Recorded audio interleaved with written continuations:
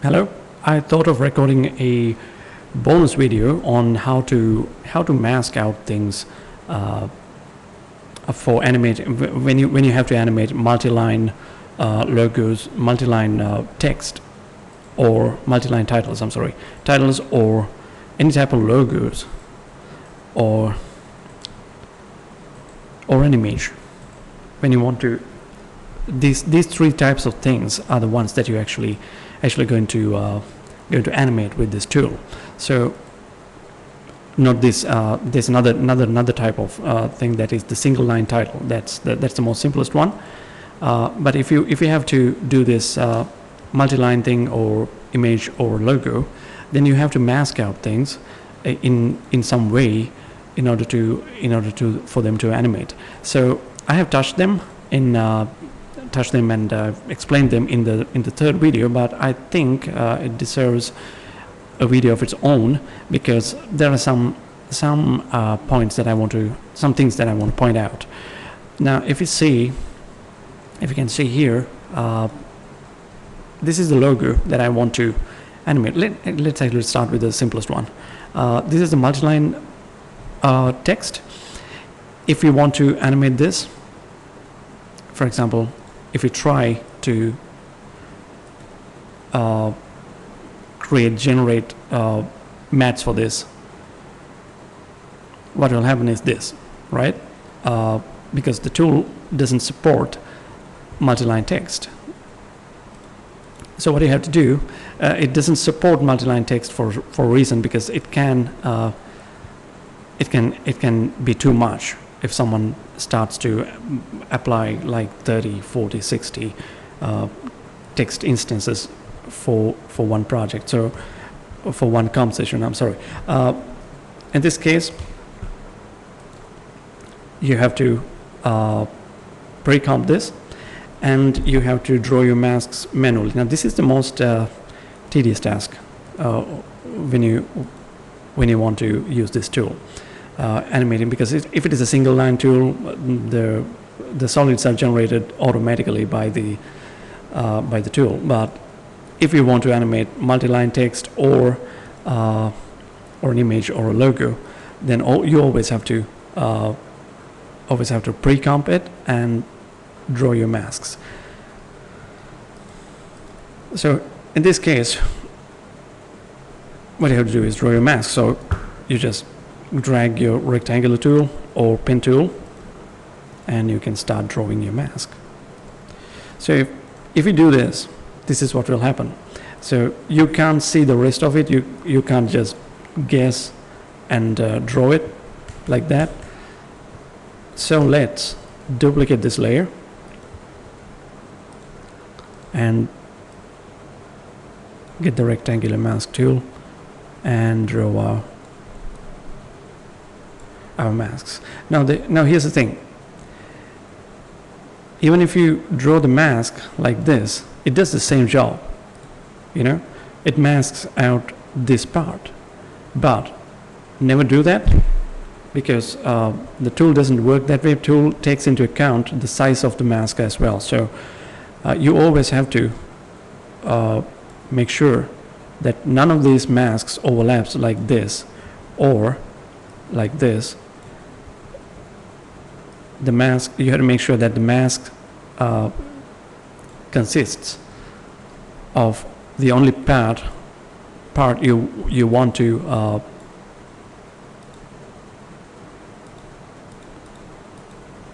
mask out. So let's say I do this. This is the way that you have to draw your mask. Now let me quickly do this.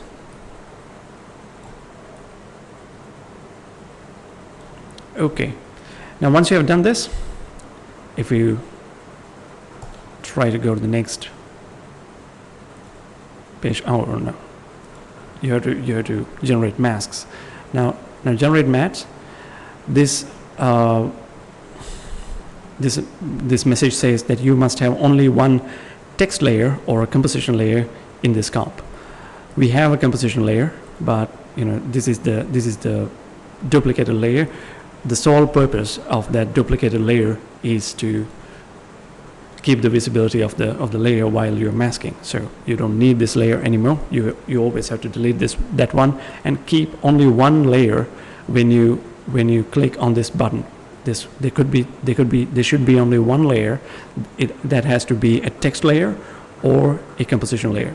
So here, if you can recall, I'm repeating myself right here because this is important. Now you can generate masks like that. In case of a logo, that's the thing you have to do. Now, it's the same thing. As you can see, I've been very carefully. I've drawn these masks right here, just the way I have demonstrated now, and look at here. I've been very careful when drawing masks. You know, these masks, none of them are like this. You know, there's no problem. You can keep them like this if you're just masking out something. But for this tool, it takes into account the size of the mask, so you have to take time and draw it very carefully, retaining the shape of whatever the thing you are masking out. And what's happening here right now is that now if you let's actually duplicate this. This is just to demonstrate.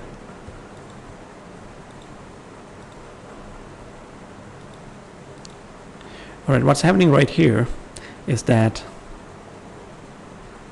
let's actually cut it. Now if I generate masks, now I have drawn my mask. Let's imagine that I have drawn it, and yeah, that's how it's going to generate the masks. Now if you look at it, look at this is the shape that you have originally drawn. So these masks has to overlap with each other here, because otherwise what will happen is, now if I do this, if you've never been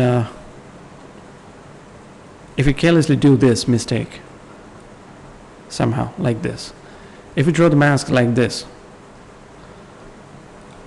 because against a black background, if your logo is also black, you could do that.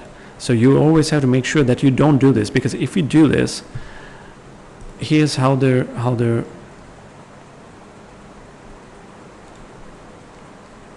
solids will be generated. The solids will also have these gaps there, and once you have created the title, the actual effect, that the final output will also have these gaps in the logo. So this is very bad practice. So what you have to do is that be very careful when you're drawing these masks. Now when drawing masks, there's another issue, because you have to have them overlapped. Oops. All right. Let's say now I have drawn these masks. Let's actually delete it. All right. Now I have drawn these masks. All right. Drawing masks in this way, it's clear to you, because there's no way that you can overlap them. But in case like this,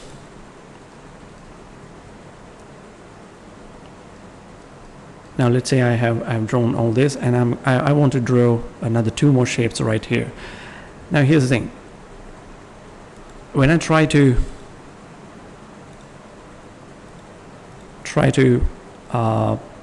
draw them, let's say all right, I can do that. All right, this is the mask. This is the one I'm going to draw. So see that what happens there? When you're trying to, because now you know you have to have them overlapped. Otherwise, if you draw them like this, there will be a gap. All right, a gap like that will be there. So you can't leave gaps, so you have to draw them very closely here. Or sometimes it's very hard to do that, because once you move your cursor over the other mask, it'll change into something else, change with this little plus sign by the cursor, and when you click on it, it'll add a point right there, not to the existing mask, but to the other one. When you try to draw again, now it's disconnected. Now this can happen when you try to draw masks, separate masks, which are overlapping and very close to each other. So what you have to do, when you draw a mask, every time you draw a mask,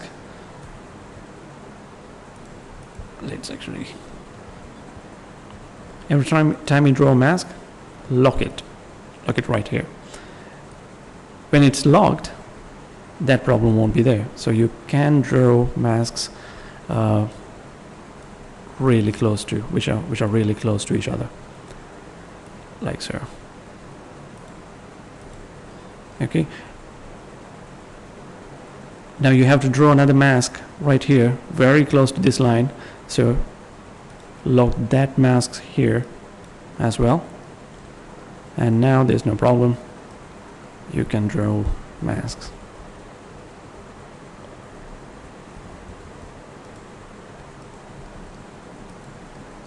And you might be thinking, why all this trouble? I mean, can't you just draw a mask, like, to incorporate everything, to include all this whole shape? That'll be too big. That'll be too big, because one instance of effect will be applied to all of this. So if you look at the gallery, all these effects, if you look at this one, now we're talking about animating logos right here. So if you look at this one, this logo right here, these triangular areas and all these text effects are just focus on this one, how it's animating. It's animating this way because I have masked out these separate parts. If I mask out this whole shape, this whole diamond shape, looks like a gem, whole shape as just one mask, like without any of these,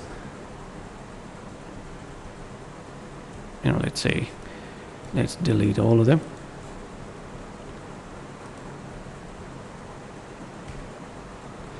And I'm sorry.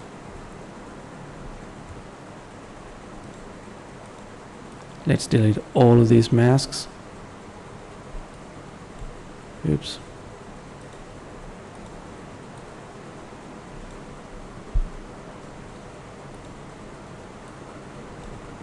Let's delete all of them. And let's say I masked all this whole shape as one mask. Okay. Do that. See that I'm drawing the mask really close to the shape. I know this is tedious, but you have to do this, otherwise the effect will not be generated accordingly. Effect will be always generated, but the problem is, if it has an element like this, let's say some of these elements has, if you look at this element has some squares are generated around these mask parts. Those squares will be really big if you do that. So always draw the mask to incorporate the exact outline of the shape. Now if you do this, now this whole thing is one part, And if you apply this effect, let's say this one right here, apply this number 4 effect on this logo part, this part will not be animated like this. It'll be just one shape, you know, from left to right or right to left or bottom to top or something. It's just one shape animating. It'll be boring. You know, it won't animate like this. You know, this happens because I've separated them into several parts by masking them out, just like this one.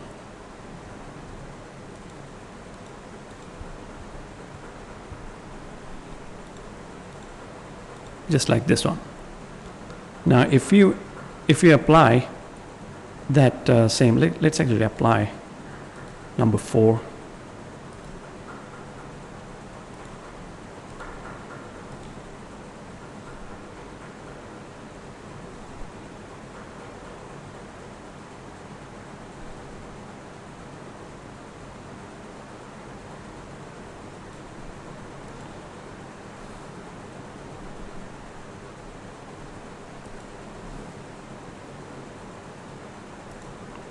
Let's randomize the endpoints a little bit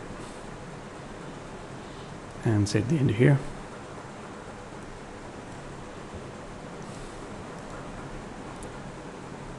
All right, see this? All these parts are animating. It's separated out because we have taken the time to separate them with masks. Otherwise, this whole thing will be animated as one element, and it won't look good. So that doesn't mean you have to have a lot of elements right here. Like my number is 20 maximum. Maybe you can go up to 25. I have even gone up to 28, and still looks good, but never exceed beyond 30. When you have a lot of elements, a lot of masks like 40 or 60, it'll look chaotic, and it won't look good, and it'll slow down the project as well, take time to render, and so it's not too low. Don't do it too less or too much. I mean, don't do 5 masks, 4 masks. Don't do that. I mean, like maybe 10 to 25, within that range. Any number between 10 to 25 will work fine. So something to keep in mind when you mask. Now this lady right here, you have seen this in the previous video. See how I have masked her out. Now in this case there are a lot of masks, like 24. Still it's 24, and for an image like this, you know, it works well. You don't need 60 elements here. Yeah, 25. With 24 you can mask something like this. You can go up to 30 if you want to, but never exceed 30. These masks have been drawn the same way. If I share this, I've been very careful when drawing these masks. Look at this, they're still locked. Let me unlock them. I've been very careful when drawing masks. I retained the shape, and I made sure that there are no gaps like this. And if you have a gap like that, that gap will be there in the end product as well. So make sure that you don't have those gaps.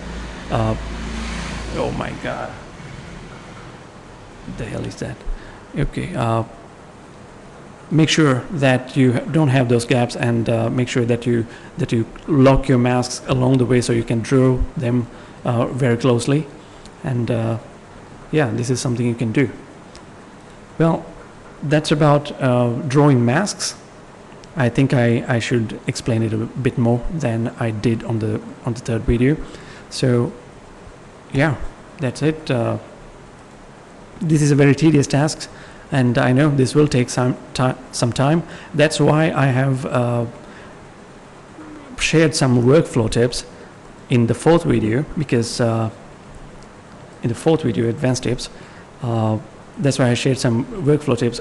Always make sure that you finalize these things. So finalize the edit, and you sit down with your client, finalize everything before you come into this stage, because this takes time, and if you have to throw it away later, it's a waste of time. So don't do that. Always make sure that you finalize your edit, finalize your fonts, text, titles, and even the audio track before you start masking and applying effects to your elements. So yeah, with that said, happy creating, and wish you good luck with your project. And if you have any problems regarding this project, just mail me via my profile page. I'll get to it right away. All right, thank you very much. Bye bye.